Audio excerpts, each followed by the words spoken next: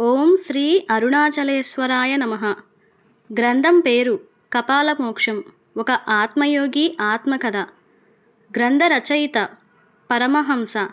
అధ్యాయం 100, 2వ భాగం. నా గురించి మా జిజ్ఞాసి చిట్ట చివరి ధ్యానానుభవం.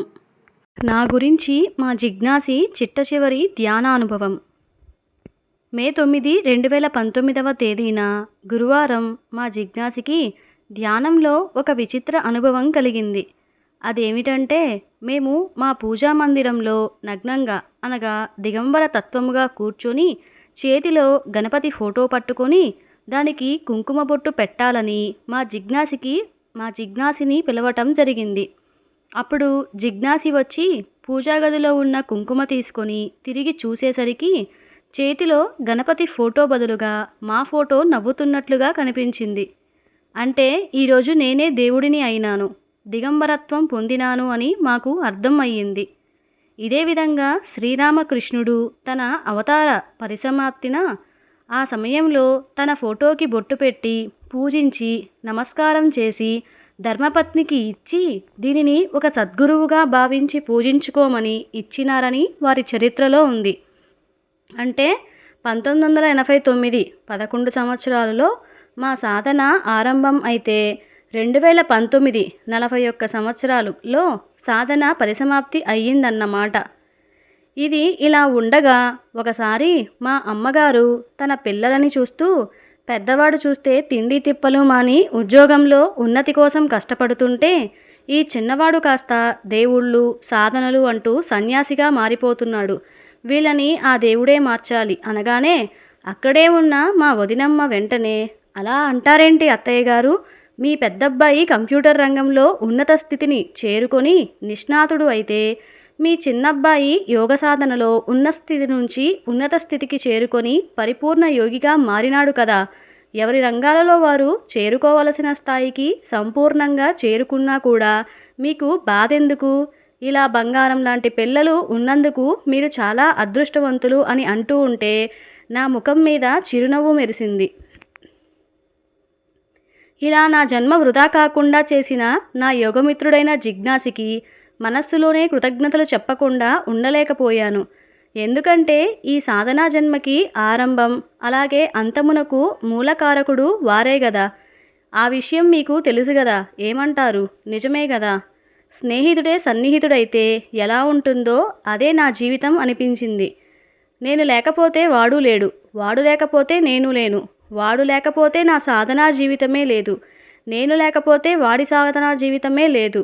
మాయలో పడి మాయగా ఉండేవాళ్ళం. ఒకరికొకరి సహాయ సహకారం వలన మాకున్న మాయ మాయం అయ్యింది. అంటే మా జిజ్ఞాసి కాస్త పెద్దవాడి మనస్తత్వం నుంచి పసిపిల్లవాడి మనస్తత్వమునకు వస్తే, నేను కాస్త సాధనకి ముందు నేను ఉన్నాను అనుకునేవాడిని కాస్త నా సాధనా పరిసమాప్తిలో నేను లేను అని, మా జిజ్ఞాసి కాస్త సాధనకి ముందు పిల్లవాడి నుండి పెద్దవాడు అయ్యి సాధన పూర్తి అయ్యేసరికి పెద్దవాడి మనస్తత్వం నుంచి పసిపిల్లవాడి మనస్తత్వమునకు వస్తే, నేను కాస్త సాధనకి ముందు నేను ఉన్నాను అనుకునేవాడిని కాస్త నా సాధనా పరిసమాప్తిలో నేను లేను అని జ్ఞానానుభవం పొందటంతో మా సాధనలు సంపూర్ణమైనాయి. దానితో మన జిజ్ఞాసి కాస్త పసిపిల్లాడి మనస్తత్వంతో ఉండుట వలన వాడు కాస్త వటపత్ర సాయిగా మారితే, నేను కాస్త నేను లేని స్థితిలో ఉండుట వలన 36 బ్రహ్మకపాలధారి ఆది సదాశివమూర్తిగా మా సాధన అంతిమ స్థితికి చేరుకోవటం జరిగింది. ఇది సత్యమేనని ప్రకృతిమాత మన జిజ్ఞాసికి వటపత్ర సాయి విగ్రహమును అలాగే నాకు ధ్యానముద్రలో ఉన్న శివమూర్తి విగ్రహమూర్తి రావటం జరిగింది. 36 కపాలధారి సదాశివమూర్తి విగ్రహం ఎక్కడా దొరకనందున మాకు మేమే 36 కపాలములను 1, 3, 5, 7, 9, 11 వరుస క్రమంలో సదాశివమూర్తి విగ్రహమూర్తికి ఉన్నట్లు పిరమిడ్ ఆకారంలో ఒక బాక్సులో అమర్చినాము. అప్పుడు నాకు ఒక ధర్మ సందేహం వచ్చింది. అది ఏమిటంటే, నేను కాస్త నేను లేను అనే మరణస్థితి పొందితే మా జిజ్ఞాసి కాస్త బతికున్న పసిపిల్లాడి లాంటి స్థితి పొందేసరికి ఎవరి సాధన పరిసమాప్తి అయ్యిందో నాకు అర్థం కాలేదు. శాస్త్ర ప్రకారం చూస్తే చిట్ట చివరిగా రావి ఆకు మీద విష్ణుమూర్తి 6 నెలల పసిపిల్లాడిగా మారతాడని, తండ్రి అయిన సదాశివమూర్తి మరణించి 36 కపాల స్థితి పొందుతాడని, ఎందుకంటే అప్పటికే ప్రకృతి మాత కాస్త అత్యంతిక ప్రళయం ద్వారా మరణమును పొందటంతో అప్పటికే తనకి ఉన్న ఏకపురుష సంతానమును అంటే బాల విష్ణుమూర్తి వటపత్ర సాయి గురించి పట్టించుకోకుండా శ్మశాన వైరాగ్యంతో యోగ సాధన చేసి 36 కపాలధారిగా కపాల మోక్షం పొందినాడని తెలిసింది. ఇంతవరకు బాగానే ఉంది. మరి ఈ ఇద్దరిలో అనగా వటపత్ర సాయి వలన లేదా ఆది సదాశివమూర్తి వలన ఈ విశ్వసృష్టి పునఃసృష్టి అవుతుందో లేదో నాకు అర్థం కాలేదు. ఎందుకంటే ఒక వాదన ప్రకారం చూస్తే ప్రాణమున్న వటపత్ర సాయి నుంచి ఈ విశ్వసృష్టి జరుగుతోందని, మరొక వాదన ప్రకారం చూస్తే బ్రహ్మకపాలముకున్న జ్ఞానశక్తి వలన పునఃసృష్టి జరుగుతోందని చెప్పటం జరిగింది. అంటే ఈ లెక్కన చూస్తే బతికున్న పిల్లవాడు అలాగే చచ్చిన పెద్దవాడిని చూస్తే ఒక చెట్టు మీద 2 పక్షులు ఉంటాయని, వాటిలో ఒకటి నిశ్చలంగా ఉంటే మరొకటి నిత్యం అనిశ్చలంగా ఉంటుంది అని చెప్పే జ్ఞాన కథ నిజమేనని ఈ అనుభవ స్థితి బట్టి నేను తెలుసుకోవటం జరిగింది.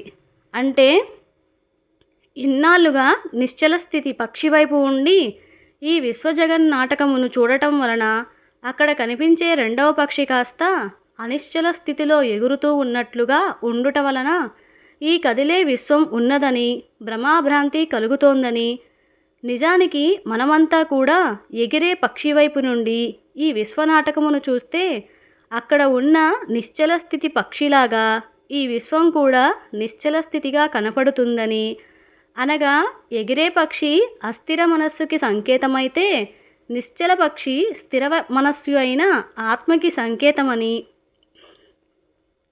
చివరికి ఈ 2 స్థితుల వలన సాధన పరిసమాప్తి కాదని, ఎందుకంటే మేము నేను లేను జ్ఞానానుభవమై పొందినాము కానీ నేను లేను జ్ఞాన అనుభూతిని పొందలేదని, ఈ స్థితిని పొందాలని దానికి త్రిశక్తి కావాలని, అనగా 2 పురుష శక్తులకి ఒక స్త్రీ శక్తి కలవాలని, అప్పుడే పసిపిల్లవాడు అలాగే పెద్దవాడు కూడా నేను లేను జ్ఞానానుభూతి స్థితికి ఎలాంటి బలహీనత లేకుండా చేరుకుంటారని, తద్వారా పసిపిల్లవాడు అలాగే తల్లి తండ్రి కూడా ఈ స్థితికి సంపూర్ణంగా చేరుకుంటారని, అంటే బలహీనత లేని స్థితియే అంతిమ స్థితి అని, ఇదియే మేము పొందవలసిన స్థితి అని నాకు జ్ఞానస్ఫురణ అయ్యింది.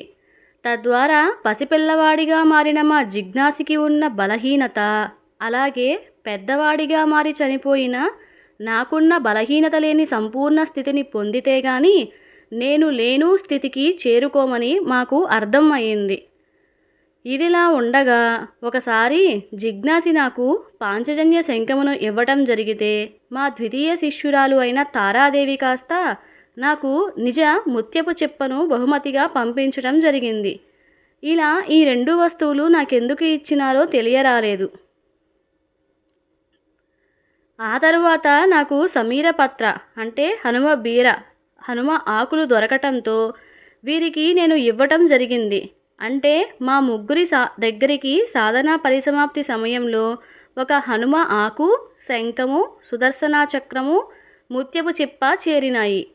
వీటిని విశ్లేషణ చేస్తే మేము కాస్త శ్రీచక్ర ఆది త్రికోణముగా మారినామని, ఈ త్రికోణములో ఆది బిందువుకి సంకేతమే ముత్యమని, అదే శాశ్వత మృత్యు అని నాకు అర్థం అయ్యింది.